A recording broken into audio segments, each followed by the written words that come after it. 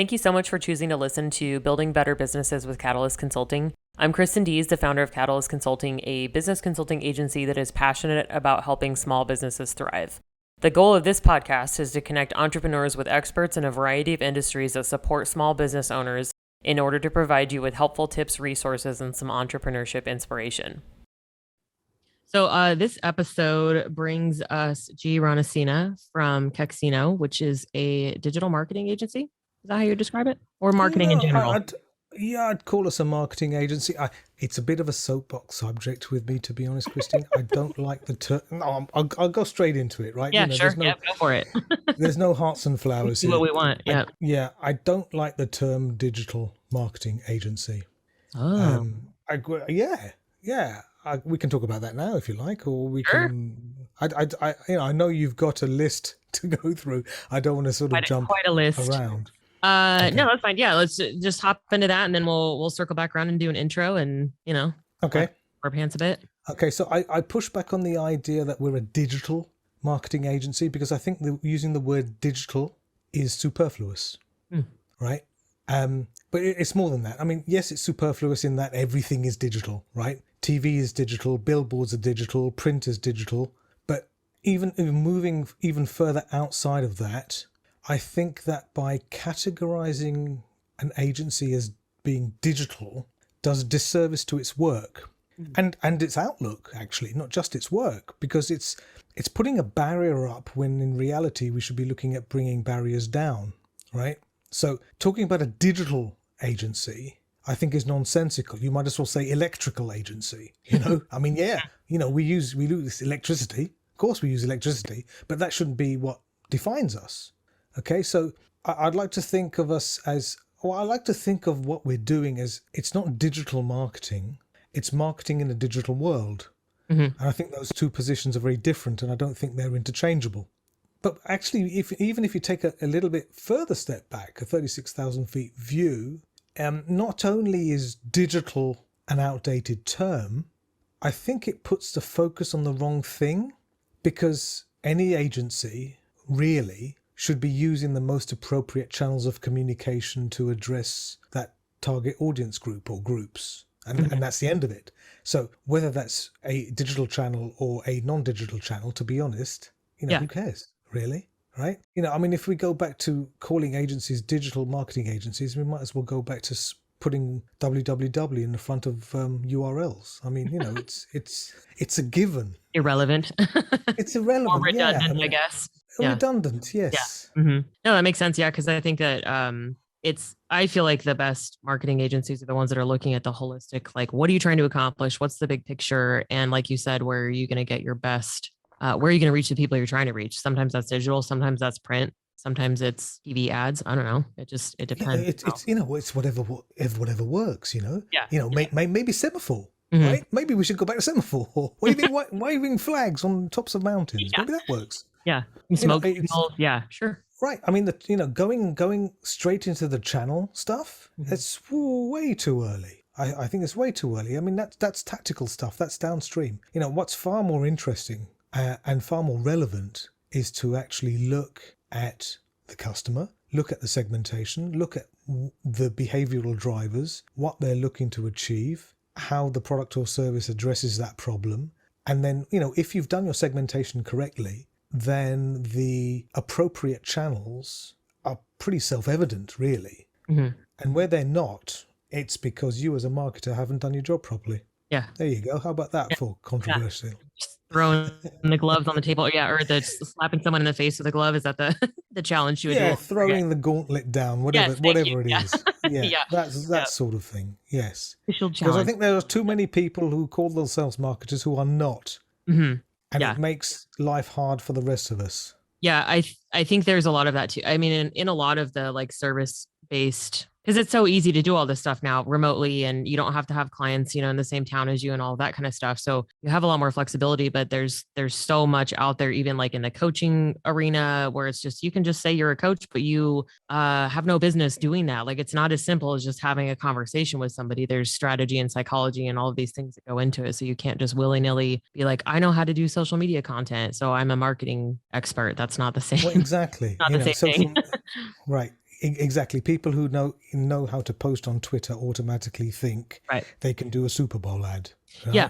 Mm-hmm. You know, Mm-hmm. get yourself a MacBook Pro and a Creative Cloud subscription. Sit down in Starbucks all day, and you think you're a marketer. Sorry, doesn't cut it. Yeah. Yeah. Doesn't And cut it. you can get by in a lot of cases like that, you know, or coaches or anything like that too, where as long as you know more than the person you're talking to, they think that you're an expert. And that's so unconscionable, I guess, I just think it's Yeah. a shady thing to do to people. There's a saying, in the land of the blind, the one-eyed man is king.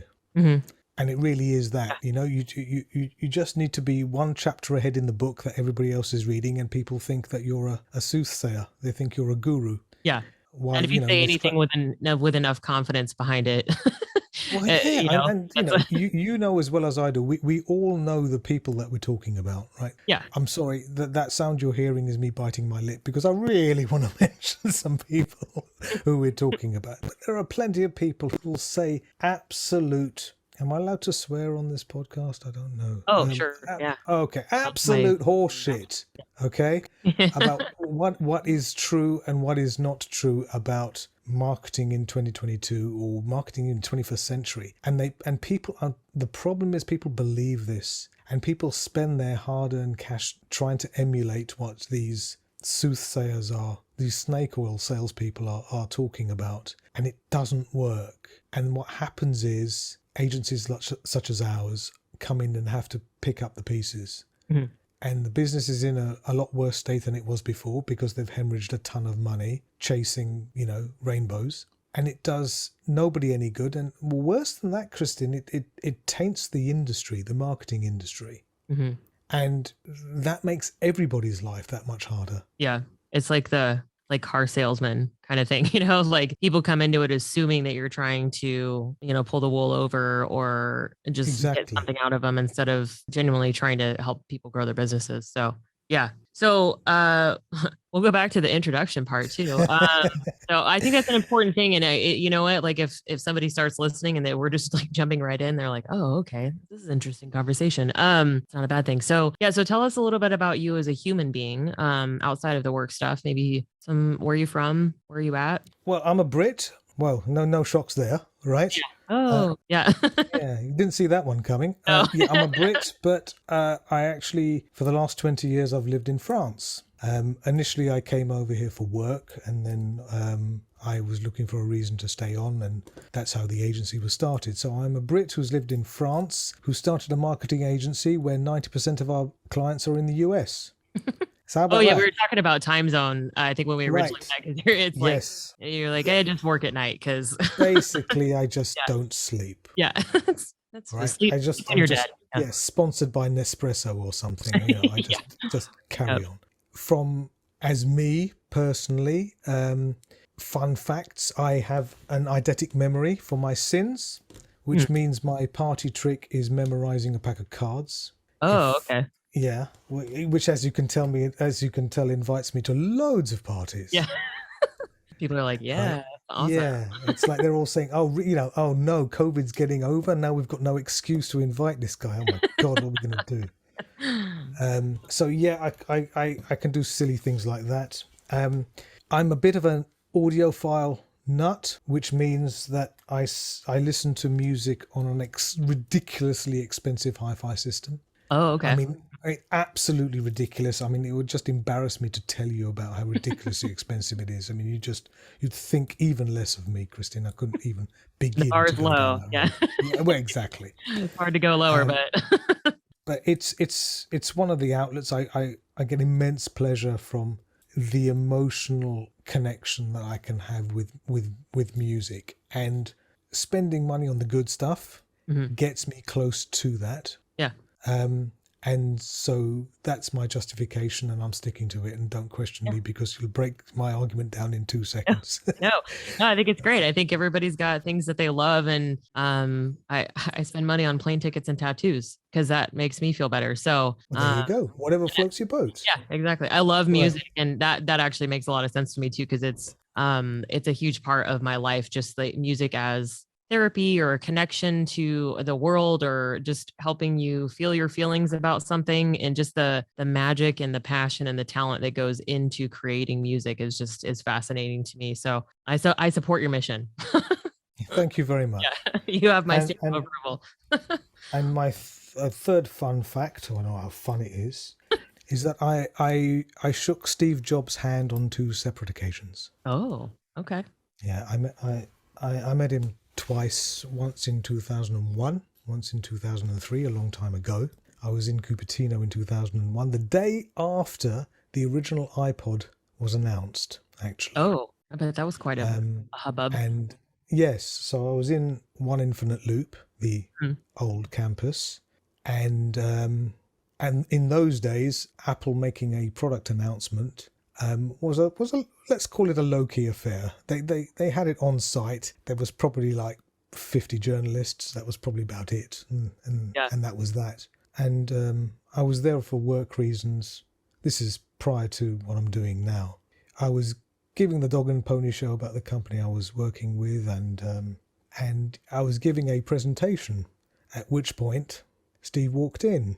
He was barefoot and wearing shorts, and he sat right at the back, and he didn't say very much. Can you imagine giving a PowerPoint presentation and Steve Jobs walks in the room? Can you imagine the pressure there? No, I would sweat more than I probably already was. Yeah. Yeah. Well, it didn't go. It then proceeded to get even worse because he stayed for about 10 minutes and then walked out Oh no. without saying a word. Right, and it was only a bit later on, after I'd finished and everything else, that I was introduced to him and made the pleasantries and whatever else. And then 2 years later, he was in Paris for I think it was a Macworld in those days. Hmm. Yeah. So those are my 3 human characteristics. Yeah. Look at me. I'm a human. I like that stuff though. I Yes. think people have told me that listen to the podcast, like my mom, that it's one Hi, of their, Mum. How are you yeah, doing? hello. They like that part. It's the human connection, the relatability piece of it. So thank you. Those are good fun facts. I support your music obsession, hobby, whatever you want to call it. Music's a big deal, a really big deal in my life. I think I underestimated it growing up, Mm-hmm. and it was only when I sort of took back and looked at sort of like, let's call them sort of life milestones, and there was a Mm-hmm. soundtrack to all of these milestones that I didn't Yeah. even know. I wasn't Yeah. conscious of it at the time, you know? Yep. Yeah, I've noticed that the times in my life that are the darkest are when I'm not listening to music, and it's one of those like little things that's like, oh, this isn't like, because it's such a big part of, and it's different music all the time. Like I change my tastes, change my interests. I love finding new music. I love all kinds of different music. Yeah, me too. That's And fantastic. I mean, I it's do such a try to big, play. yeah. I'm a frustrated pianist, Oh, sure. but Yeah. Yeah. it's simply a question of time, to be honest, Christine. I just don't have Yeah. the time Mhm. to be able to spend on it because I call myself a recovering perfectionist. Oh my God, me So too. I, right, yeah, 100%. so you know where I'm coming from. Oh It's yeah. just it's Yep. just really really frustrating when you hear people who can actually do things that you'd love to do, and you Yeah. know you could get moderately close, at least ballpark, if you Yeah. had the time and inclination. But yeah, you just have to doff your cap, you know. Yeah. Sometimes it takes the fun out of it too. I think if you try too hard to be really good at something like that you just kind of like, you love doing or like doing, when it becomes like an obligation or a thing that you have to do. At least for me anyway, that's happened to me. Like I'm like, I'm going to learn how to dance. And then it started to feel not fun anymore because I was like, Yeah, I there have is to go that. every day or Yes. every week or whatever and do the things. I'm like, no, never mind. So yeah, recovering perfectionist, also a recovering procrastinator. But I feel like those two are often tied together in some ways. Yeah, 2 sides of the same coin, I think, a little bit. Yeah. Hmm. No, it's great. The other question that I like to ask too is, tell us a little bit about your entrepreneurship journey. Like, where did you think you were going to be, when you were young and idealistic, and how did you kind of end up What where you you mean? are I'm now? not. You mean I'm not young and idealistic anymore? What are you saying? I think you're probably, yeah, okay. I mean, a little bit. Way to call me out. As soon as I said it too, I was like, shit. Yeah. Yeah. Well, it depends how far you want to go back. I Oh, used I used to be an advertising photographer. oh, okay. We used to do things like billboards, and one time I directed a TV ad, but that was a one-off thing. Normally Mhm. we did billboards and press ads back when we had press, and annual reports and commercial work, and it was wide range of advertising, primarily studio-based. I was happiest behind a camera in the studio. It's recovering perfectionist again because I could control everything. Yeah. You know? Sure. Yep. But this was back in the days of film, so I was hiding behind a 4x5 or 8x10 camera, and that's where I started, and that's where I thought I'd end up. I never did anything to do with computers or technology because why would I? I mean, come on, I'm a photographer. Why do I need to know anything about technology? Yeah. Right. Yeah. More recently, I've been in marketing since around 1997, 98. Back in the days of dial-up, right? Okay. Yeah. Back in the days of AOL CDs, if you remember those. Oh, yeah. Yep. So I was worldwide director of marketing for a software company in Europe, which is where the Apple door was opened for me. Oh. That's that connection. So we served clients such as Time Inc. and IKEA and Nestle and Airbus and Marvel and people like that. Whenever I invited marketing agencies to come in to pitch for our business, I was constantly amazed that none of them would take any fiduciary responsibility for the marketing plans that they proposed. They were all interested in the tactical stuff, web design or advertising or events or, all of that stuff. But nobody was asking me about the business result on which the marketing plan needed to deliver. Okay. Which I thought was a bit crazy, really. So I'd been at the company for about 7 years and I'd sort of got into a bit of a rut. The company was growing, but it wasn't growing as fast as our department was growing. So we were going through the motions a little bit. So it dawned on me that this is going back to 2007. So it was just at the time when the internet was just really beginning to take effect and having effect on our daily lives, right? So it dawned on me that there were a ton of startups and small businesses out there needing help with marketing from a business perspective. And at the same time, this internet stuff, it was the big brands, the Fortune 500, Fortune 1000 companies, which were taking advantage of the potential of the internet because they had the resources, they had the experience, they had the deeper pockets. And small businesses weren't really getting a look in. They were getting left behind. It was just at the time the iPhone had launched, which, if you remember at the time, didn't even have an app store. It just had whatever was on it. Affordable broadband was just getting out there. It's something that, non-geeks were considering. And so I thought there was an opportunity for a marketing resource aimed at startups and small businesses that could help them leverage the power of online engagement. And that's how we started the agency. I looked around to see if there was a marketing agency that was talking like that, and I couldn't find one. So in 2008, we started our own. Nice. And that's where we are. And so 14 years later, we're now 19 people in 9 countries. We've helped around 400 startups and small businesses implement strategy, branding, design, development, all of that sort of stuff. We became software developers ourselves with a solution to better manage and control brand language assets, so translations, but done in a different way. And clients for that has been people like AMI and Jaguar Land Rover and Johnson & Johnson and Google and Intel and Timberland and Sony Entertainment and people like that. And then for fun, I teach marketing. For the last 8 years, I've been teaching marketing and behavioral economics to final year MBA students, which is great fun. It's a lot of work, but I really, really enjoy it. Yeah, it's a bit of a way to sort of give back, if you like.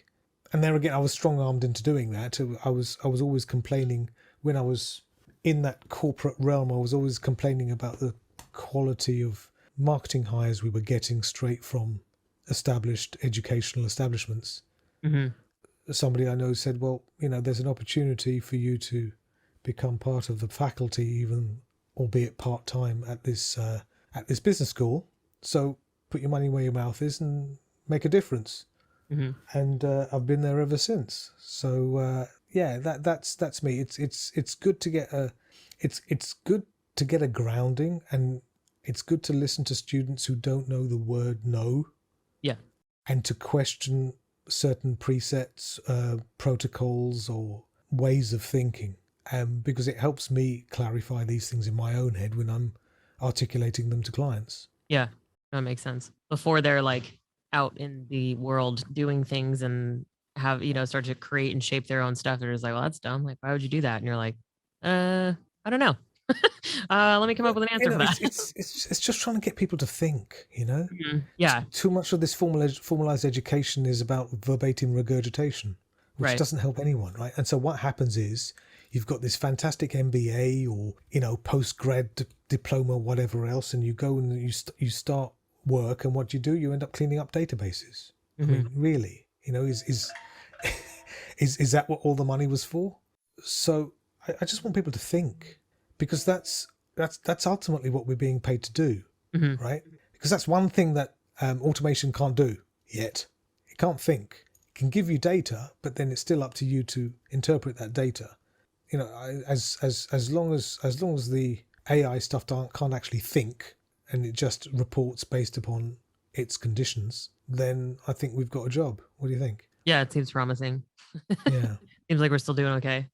Yeah, no, I think that's important because there's a lot of people just in my leadership career, I'd hire somebody out of college, and by God, they could not critically think about anything, because it's, they've spent however long, 14, 15, 16 years in structured education and not the real life application in a lot of cases. And it's tough sometimes. They can't adapt almost. It's almost like somebody coming out of the military or prison or something where there's just like system, structure, routine, like you do the same things in the same way all the time. And then they're just like, what do you mean? What's my opinion? I'm like, well, I'd like to know what you think about this. Well, exactly. And as educators, we're trying to produce well-rounded, well-fitting individuals for work, but we're using concepts and structure based from the Industrial Revolution. It's just ridiculous.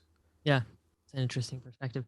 Yeah, and I mean, that's not to say, I mean, I'm not trying to be like higher education stupid. I'm just saying. That's not what I'm saying. I'm just saying most that, of it is. yeah, sure. There's a lot of things about it that leave things to be desired. I think that's kind of where we're at right now too, like just generationally speaking, and that's kind of shifting a little bit too. It's like, wait, why are we paying you guys like $80,000 or $150,000 to go make money to pay this off? There's got to be more out there. So I think that's kind of shifting a little bit now. But no, I mean, read or listen to. Do you know Scott Galloway from NYU? Mm-mm. Google him. He's got some very interesting ideas about education and how, especially the US education system, is doomed to fail, because primarily the product that they're offering has not changed a jot in 100 years. Yeah. Even though the price of the product has increased like 8,000% or something. Something absurd. Yeah. No, that's great. Yeah, I'll have to look that up. Hey, thanks for listening so far. I just wanted to stop and share one of my go-to social media scheduling resources, CinchShare, which is one of the hardest things in the world to say, I'm pretty sure, but cinchshare.com is one of my go-tos. I use it off and on pretty consistently, and it's one that I recommend and have used with clients before as well. It's simple, it's easy to set up. You can schedule LinkedIn, Facebook, Instagram, and you can actually also direct publish to Instagram, which is beneficial too. Lots of schedulers don't let you do that. Plus, you can schedule content for your personal Facebook page as well as any Facebook groups that you're an admin of. So it's a great place to be able to manage multiple social media platforms all in one place and get your content out there scheduled consistently. If you use my link to join CinchShare, you get an additional 2-week trial. So you get 30 days total for free to try it out and see if you like it. The link for that is bit.ly/catalyst_cinch. And I will drop the link for that in the show notes as well. But it's a great social media scheduling resource that I recommend you try out. What do you think are, I guess, like maybe your top 3 things that you wish more people knew about marketing? Like as startups or small businesses, what do you think are like some top 3 things that would be helpful for them to know when it comes to running their businesses? I think people need to know the difference between efficiency and effectiveness. I think marketing is in crisis at the moment because of people conflating the two. What we have today is marketing driven by algorithm, being put together by efficiency nerds who sign up to a bunch of MarTech services, slap together some communication based on a Canva template or an Unsplash image that we've all seen a gazillion times before, vomit out 50 different versions of communications creative, and the one that generates the most return is the winner. Mm-hmm. And I think that's, and then they turn around and they say marketing sucks. Well, really? Wow. Stop press. Now, firstly, I'm not singling out Canva or Unsplash, okay? Canva, Unsplash, I love you guys. You're great. Both of these companies and plenty of others have allowed normal people, because marketers are not normal people, are they? Right? They're the absolute opposite of normal people, right? So they allow normal people to create less sucky output. Mm-hmm. And for that, they should be commended. Yeah. The problem is it's template driven, Mm-hmm. or the vast majority of people just use the templates and don't venture off piste, if you like. Mm-hmm. So the problem with driving everything based upon efficiency is actually understanding the difference between efficiency and effectiveness. Effectiveness is about how well you're doing to achieve a goal. It's how successful you are in delivering what you set out to achieve. Mm-hmm. Efficiency, on the other hand, is a ratio. Efficiency is about how much effort, how much input do I make to deliver a particular output. So by chasing efficiency metrics, what inevitably happens is businesses see an initiative as being more efficient by reducing the input based upon the input could be cost, it could be resource, it could be creativity, it could be messaging, it could be whatever, and the designated output. By chasing efficiency metrics, what happens is businesses all end up looking and saying the same thing as each other, because there's no room for anything else, because you're all looking to reduce the input, the costs, the investment, whether that may be work investment or whatever. And you can look at that today. If you look at 99% of the marketing that you see today, 10 will get you 5. That if you covered up the logo of that piece of creative, the look, the message and everything else could be used by pretty much anyone. Mm-hmm. There's nothing differentiated about it. There's nothing distinctive about it. There's nothing memorable about it.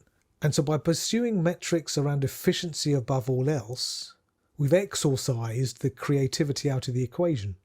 So what happens is, this is then abused, because the basics of marketing, research, segmentation, positioning, messaging, all the good stuff, 4 Ps if you want. So marketers have to resort on cheating, doing stuff like tracking cookies and remarketing tags and programmatic and all the other stuff that was the reason why we've had to have GDPR and CCPA and all the rest of the things which are coming down the pike in the next 12 to 18 months. Mm-hmm. So businesses are looking, they're focusing on the wrong things. They're looking at getting the pizza delivered as fast as possible without realizing the whole thing hasn't been cooked properly and it's got the wrong toppings on it. Mm-hmm. But by saying all of this, I'm not saying that data-driven marketing is not the way forward. What I'm saying is, you definitely need to have data to be able to target, to be able to shape, to be able to understand how to present and articulate the value proposition. But what we're doing, what too many businesses are doing today, is they're creating a data-driven, repeatable process, but one that's devoid of creativity, salience, or resonance. And then they turn around and they say marketing doesn't work. Mm-hmm. I that for me too, like it kind of resonates too, because I have this conversation a lot with people because I'm a bit more of a generalist. Like I know enough to be dangerous in most aspects of running a business. It's just like, I'm not an expert in marketing or an expert in website design, whatever the different thing is. So I think what comes up for me a lot is just when I'm talking about strategy for like building your presence, or even like social media strategy, like because people obsess about this stuff all the time, right? But they get so hung up on the algorithm and the getting followers and the getting results stuff that they're ignoring the how you get there part, sort of, instead of working on that. Because I can't tell you how many times I've had the conversation with people about being authentic, being you, being yourself, and having a clear voice and message about what your business is and what you're trying to do gets you so much further than pretty graphics or all of that. And like you said, like I still use Canva for a lot of things, and I've used Unsplash before because I wasn't at a place in my business where I could afford to have branding photography or have somebody, take pictures of me and my business and that kind of stuff. So it's definitely a great, like you said, resource stopgap. It makes it a little bit more, what's the word I'm looking for? Affordable is not the right word. Approachable, I guess, maybe. Like you said, normal people can do some things for themselves if they want to start a business, grow a business, and they can't necessarily afford the resources yet. But yeah, it's like No, I how mean, you get these there. guys, Yeah. sure, these guys and their peers have raised the bar, which is Yeah. great. Hmm. And they should definitely be commended for doing that. But what happens when everybody is using that same image? Yeah. Right. Right. That's the issue. It's like, when you go onto certain websites and you go to the contact us page and you see the picture of inevitably a woman wearing one of these telephone headsets looking at the camera. You know Yeah. the shot I mean, Oh, right? yeah, I know exactly. We've all seen the image, right? Who really thinks that's the person who answers the phone when you call up that company? Right. Does anybody really think that that's a woman? That's the person who's who's going to be on the other end of the phone? No. What's wrong with taking a picture of Doris on reception with your iPhone if you have to, Yeah. Hmm. and showing this is the person who'll answer the phone, right? This is the person who'll take your order. This is the person who'll pack your order. This is the person who'll actually drive the truck to the shipping depot. What's wrong with that? Yeah. Or even honestly, nothing like just having a color banner or something, like then having like a generic kind of picture, I think is sometimes better too. I just think that there's, and to be honest, the worst are these drop shipping side hustle type people Hmm.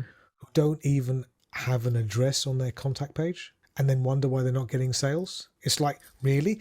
Are you gonna buy something from somebody you've never heard of and you don't even know where in the world these people are based? Right. Yeah. Happens a And lot. I'm gonna give you my credit card number? Really? And Now, I hope. get it. I mean, if you're doing a side hustle, if you're doing all of this drop shipping stuff and you're working from home and you don't want to have your home address on your website, I get it, sure. But, you can do PO boxes, you can do Regis addresses. There's lots of other things that you can do, because at the beginning, if nobody knows who you are, at the beginning, it doesn't matter what product or service you're selling. At the beginning of that engagement, every single company is selling exactly the same thing, Hmm. and they're selling trust. And if I don't trust you, I'm not going to buy from you. I don't care what you're selling. And so, yeah, I mean, you mentioned the word authenticity earlier on, and it is about being who you say you are and not giving off that funny fishy smell that customers can smell. They are extremely savvy. We've got to be a lot better. We've got a lot better at sniffing out the suspect ones, right? So we know when something doesn't sort of click, and there are clear visual textual signs on anything that's customer facing that need to be in place if you are going to sell that trust element before you can even get into a conversation about a product or service you're selling. I'm talking a lot. Christian, ask me another question. Oh God. Let's see. I mean, isn't that the point of this venture? I would say another question that I think is important for people too is how can they kind of weed out, well, the shit, really. So if they're looking for somebody to help them with their marketing, what are some things that you recommend that they kind of either ask or look for when it comes to that, to weed out some of the Okay. Well, firstly, I think unless you're in marketing, you shouldn't be marketing your business, right? yeah. Unfortunately, due to budgets or whatever else, that isn't always possible. But if you think you can subcontract your marketing to your next door neighbor's cousin's dog's friend's girlfriend, then it's not going to work. Mhm. So if you are looking at getting somebody on board to help you with your marketing, and if the first words out of their mouth are based around tactics, i.e., social, digital, Facebook, Google, podcasts, no disrespect or anything else, Yeah. then if I were you, I would run very fast in the opposite direction, because clearly these people haven't got a clue what they're doing. From our perspective, there are three legs to the stool, if you like, okay? Before you can get into any objective discussion about what an engagement looks like. the first leg of the stool is the business result that you're looking to achieve by spending this money. And it has to be a business result, okay? Quantifiable and easily measurable, not sort of waving a wet finger in the air. Something tangible. You know, we are currently generating X amount of sales that result in X amount of revenue, and we want to increase that number to this within this amount of time. So we have to understand what that business result is. The second leg of the stool is the timeline. How long you have to get to that new realization for your business. And then the third one is obviously how much you have available to make that happen, budget-wise. So that's the basis for any conversation. As you can imagine, when we have those conversations with business owners, usually they come up short on at least one of those legs of the stool. I think you can guess which ones are probably the most popular. And then it's a question of your agency fitting a quart into a pint pot, right? Making it work. Usually the budget's too low, in which case either the business's result needs to be reviewed or the timeline needs to be reviewed. Alternatively, if the timeline is too ambitious, then the budget needs to be reviewed or the business plan needs to be reviewed. You see what I mean? It's like you have to adjust one or two of the others to make the whole thing work.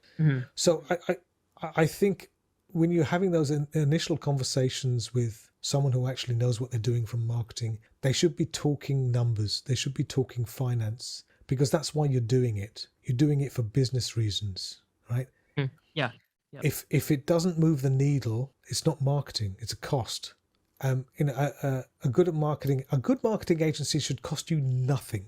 Should cost you zero, because they should be making you money. Right. Yeah. If they're not coming to you from a business perspective and they're jumping up and down about tactical stuff, then yeah, they're following the wrong North Star. It's just never going to work, because it is going to all come crashing down, and it's your bottom line that'll suffer, not theirs. Yeah.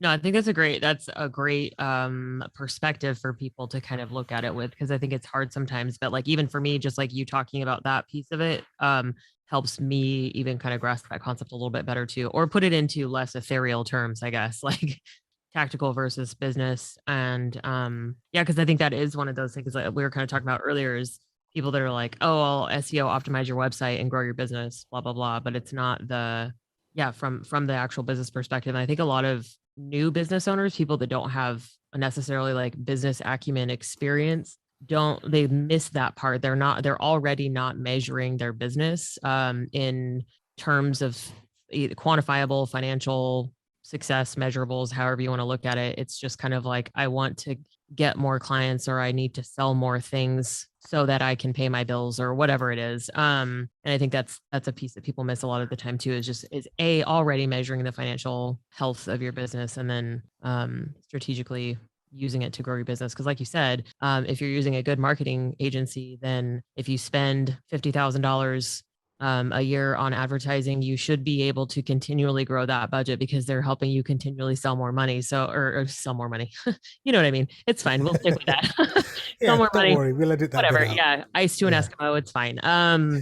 Yeah. So, that is a good way to look at it. And I think if the business can't quantify for you how that works and what that looks like in a way that makes sense, as far as you're going to spend this amount of money, but these are the direct results that you'll get from the money, then yeah, like you said, it's zero cost essentially. I think the other big mistake that small business owners make is they self-diagnose what the problem is when they come to their marketing or services provider. They'll for instance, you'll get a business owner come to me and they'll say, look, we need a new website. How much do you charge? Right. We have this amount of pages. It's an e-commerce one. It's not an e-commerce one, whatever it is. And they're looking at it pretty subjectively and from a construction point of view. Yep. So the problem I have with that is what usually happens, and obviously we have to make sweeping generalizations here to make any sense of anything. Right? Yeah. What usually happens when you look at the website is, design's very subjective, isn't it? Right? What I like, you don't like, and there's no right or wrong answer for that. But what is really often the problem with the website is not the design, it's what it's saying, or rather what it's not. There's no meat in the sandwich. So everybody's looking at getting a nice swish new looking website, but nobody's actually concentrating on copy. Nobody's looking at conversion rate optimization. Nobody's looking at funnels. Nobody's looking at the business narrative, the product value articulation, USPs, all of that good stuff, the basic homework stuff that every marketer should be doing before they touch a social media channel or whatever. They're not doing that. So what you're having is a business owner saying, well, we need a new website. What'll happen is they'll get a swish spanking new website that looks great, but still won't convert. And what happens is marketing agency gets the blame. But if there's still nothing in there to talk about, what possible reason would somebody convert on this new website compared to the old one?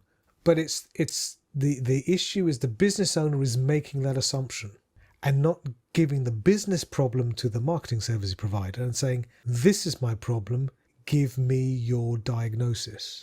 Look, if I've got a pain in my chest and I go to see a doctor, right, I don't say to the doctor, I've got a pain in my chest, that means I've got angina, you need to prescribe me heart medication, right? I don't do that because I'm going to get laughed out of the office. It's not going to be in there long. It may, no, don't get me wrong. It may be angina. I may have a heart problem, but maybe once a doctor actually examines me and finds out that I had spicy food the night before. That was what I was going to say. Right? Yeah. Maybe it's gas. Yeah. Right. Yeah.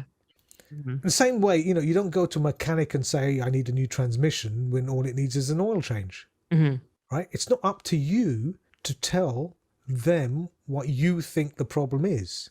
It's the same with marketing. It's not up to you to define the mix of marketing tactics that you think will deliver on the revenue plan. That's the job of the marketing service provider. And if they're not doing that for you, then you need to change your marketing service provider. Right? You're buying their experience as well as their competence so that they can advise, recommend, consult, opine on what you can and can't do so that you have the best possible information to make an informed decision. That's part of what they're doing for you. They're like consultative. It's like a consigliere. It's like Robert Duvall in The Godfather, right? It's that role. Yeah. And that's what they should be doing for you.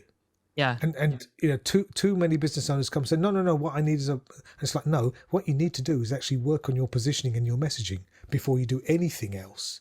Yeah. But they're looking for a quick tactical fix. And why? Because it's easier. Because doing this positioning and messaging and digging into the narrative and the value proposition, that stuff's hard.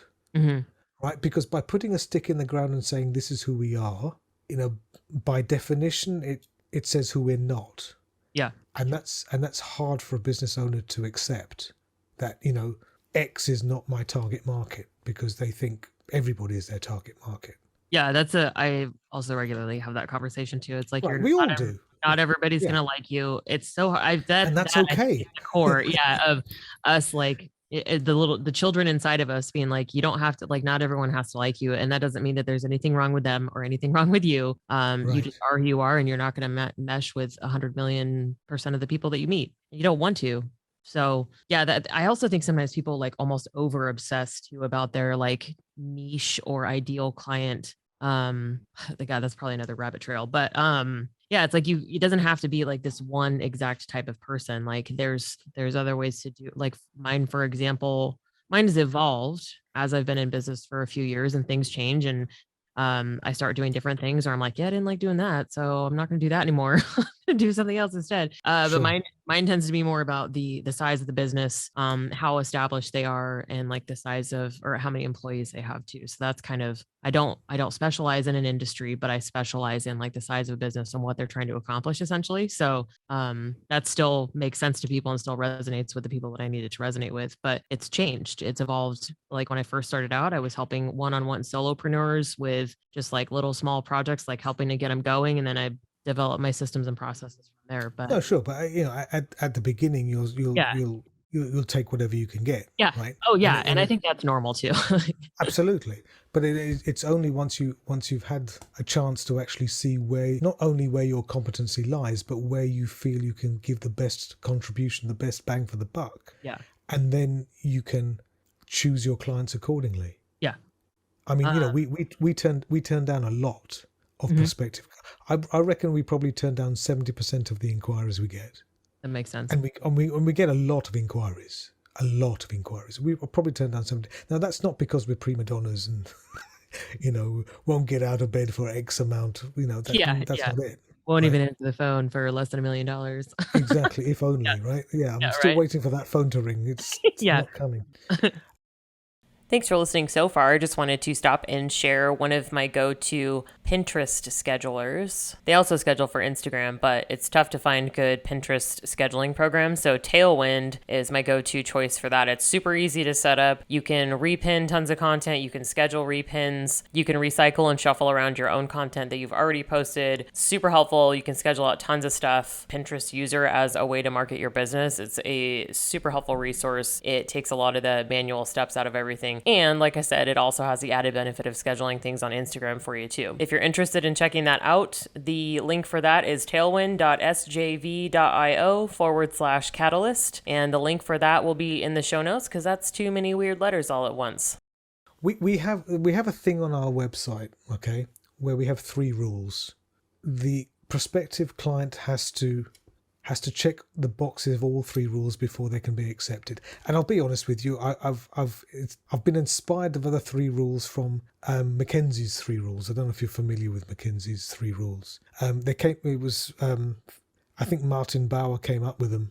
Martin or Marvin, I think Marvin Bauer came up with them. So McKinsey had these back in the day. They had these 3 rules, and then there was, if I remember them correctly, clients come first, partners should own the firm, and members of the firm should be professionals with the training and motivation to do outstanding career work, something along those lines. But there was another mention that Bauer had. I don't know if it was one of the rules, but it was something I read about him when he said that McKinsey had this idea that engagements should only be taken on when the value to the client exceeded the fee to the firm. And that really resonated with me. It's just like we were saying that a marketing agency shouldn't cost you anything. I sort of updated and adapted that basic idea to the 3 rules that we have. So we don't take on a client. Rule number 1 is, if we can't be as enthusiastic about your business as you are, then we won't accept you as a client. Because the way that we work, which I'm not saying that's the right way to do it, but for our agency, we need to be emotionally invested in your business in order to give the best work. Yeah. Because otherwise it's just a job. You know what I mean? There has to be something more in it. The other one is, rule number 2 is, if we feel that we can't make a meaningful difference over and above what you're already doing as a business, then we won't accept you as a client. So this comes out in that sort of basic discovery assessment phase. If, based upon the budget that you have, we feel that you're doing pretty much all you can do for the budget you have available, then there's no need for us to get involved, because we don't waste our money, so why should we waste your money? There's just no point. And then the third rule is, like I said, this McKinsey one, which is, if we feel that we're going to be too much a drain on your finances as a business, then we won't accept you as a client. Because if you're spending all your time worrying about how you're going to pay us, that means you're not concentrating on your business, and that's not a way to run a business, and not a way to live your life, let alone run a business. So any client has to fulfill those 3 rules before we'll even accept them. And most of them don't make the grade, which is absolutely fine, because like you said, we're not trying to be all things to all people. Yeah. No, it makes sense. This is good. This is a good podcast episode, just, in case we needed that validation. Yeah. One of my last questions is kind of one of my favorite ones too for entrepreneurs, because one of the things that sort of accidentally happened when I started this podcast. So originally I was like, I'm going to have different experts on, again, because I'm a generalist, right? I know enough to be dangerous, but I don't know everything about all the things as much as I try. Anyway, so yeah, having different experts like yourself on, and then I just sort of coincidentally, they're all also entrepreneurs. Except I think I've had one person who actually works for the company that they were representing, didn't own it. So that's just kind of like a fun little side benefit of it, I think, that I didn't really plan for, but I digress. The question that I have is, what advice would you give to business owners and entrepreneurs that maybe you wish you'd had or that you've learned along the way that will help people on this journey for themselves when it comes to running their businesses? Wow, I what know. a question. I like to make it longer than necessary too. So Yeah. No, I didn't see that one coming, Kristen. Yeah, you've sort of thrown me. I think the best piece of advice I had going up in my career is a very, very, very basic piece of advice for business in general. Mhm. Okay. And unfortunately, very few businesses actually do it. And I think we've all got horror stories. And the advice is simply this: do what you say you're going to do when you said you were going to do it. Mhm. If I say to you, Kristen, I'm going to give you a call tomorrow at 10:30 in the morning, I will move heaven and earth to make sure that I will call you tomorrow at 10:30 in the morning. Not 11 o'clock in the morning, Mhm. not 2 o'clock in the afternoon, not 3 weeks on Friday, but 10:30 tomorrow. If I say I'm going to give you a deliverable on Friday, I will make sure that you get it on Thursday, Mhm. right?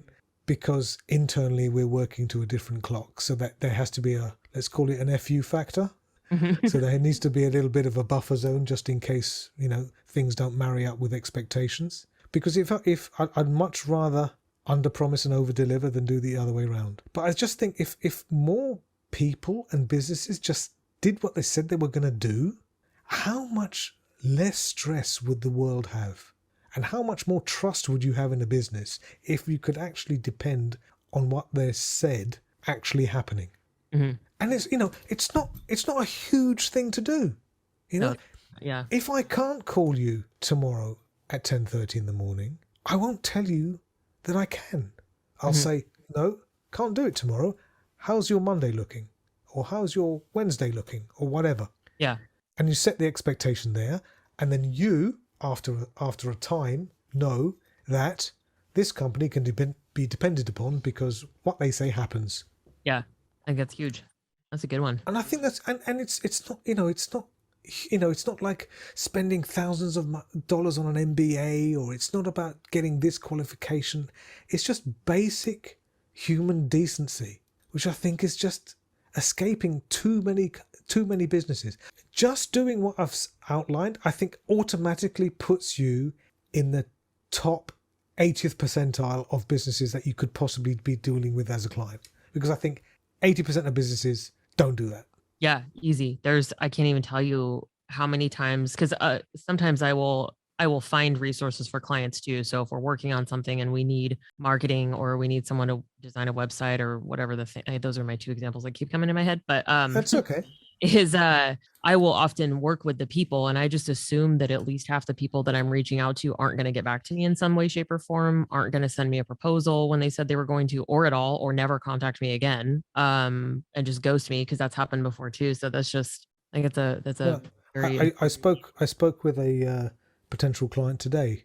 I had a Zoom call, and I said, like I say with everybody, you should get you should interview at least 2 or 3 potential providers to get a feel of what they're saying and whether you can work with them and everything else. yeah. And she said, I'd love to, but I reached out to a number of agencies. Most of them didn't even get back to me. Oh yeah. Happens all the time. And then the ones that did, we arranged a day and time to speak, and they never called me. Yeah, that's crazy. I mean, how low can that bar be that all you had to do was call Yeah. Yeah. to be in the running? I mean, really? And like a strong candidate too, like that immediately just like you're out there and it's like, man, just do the basics. Yeah, no, that's great. Do what you say you're gonna do when you say you're gonna do it. Is that what you said? In a Yeah, nutshell? something like that. Yeah. Also To thine own self be true, I think, yeah, as the bard said. treat others as you wish to be treated, which is also, that's all kind of Yeah, that's more up to date, I yeah, think. yeah. No, I think that's old. I think that's the Bible. Oh yeah, well no, yeah. If you embellish it a little bit, and you can go pretty like Old Testament on that, then can't you? Yeah, yeah. Right. We've gone full circle back to the beginning of history, or Anyway, we won't go into that discussion. Don't open that can of worms. Sorry. Yeah, we already swore on the podcast. God knows. So to wrap up, any last thoughts that you have that you wanted to mention before we head out? I don't think so. Like I said, I think it's important for people to go in with both eyes open, and to, if you can do your marketing in-house, great. But even if it's just to have another person's opinion on what you're doing, like an audit, if you like, am I driving in the right direction? Am I on the right street to get to where I need to? That reassurance from an outside party, I think, is invaluable. Because, like I said, unless you're in marketing, to market your own business, to misquote Mr. Rumsfeld, you don't know what you don't know, right? There are known unknowns and there are unknown unknowns. Yeah. And you need to have somebody to steer you through this jungle. And, that sort of thing, if you're approaching an agency with any sort of repute, they'll be happy to help. Because, like I said, it's the bad apples that make it harder for everybody else. So the less of those people are around, the better it is for the whole industry. And certainly my peers, other agencies that that I know or have worked with in the past, they think in the similar way that I do. Yeah, I think it's also really, really hard to be objective about yourself. It's basically one of our most charming flaws as human beings. And so it's so difficult. It's one of my least favorite things about what I do. Like, I've had people help me off and on with just like some of the like social media stuff and collateral, but I'm still giving because I care about everything. I have an opinion about everything. So I'm like, this is how I want it to be done. But it's hard. It's one of the hardest things that I probably have to do, is just like objectively, or try to be objective and be like, what do people give a shit about? Like, what? So that's one of my next level pieces of the business, is to actually have marketing. Cause I'm like, I just can't, I'm tired. I hate it. It's one of my least favorite things to do.